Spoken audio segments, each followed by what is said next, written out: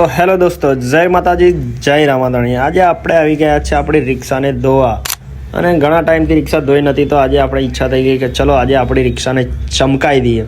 તો ફટાફટ આજે ઉપર પાણી નાખી દીધું છે।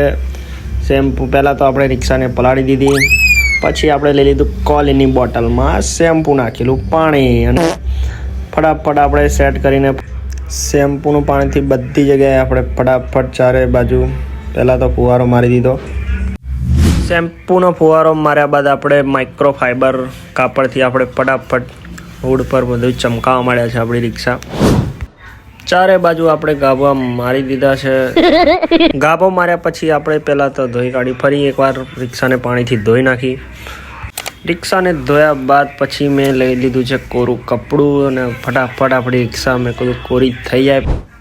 કોરું કપડું માર્યા પછી આપણી રિક્ષા થઈ ગઈ છે કોરી, અને ત્યારબાદ લઈ ગયો હું રિક્ષા તાપમાં, તે થોડું ઘણું પાણી હોય તે સુકાઈ જાય, અને જોઈ શકો છો આપણી રિક્ષા થઈ ગઈ છે ચકચકા।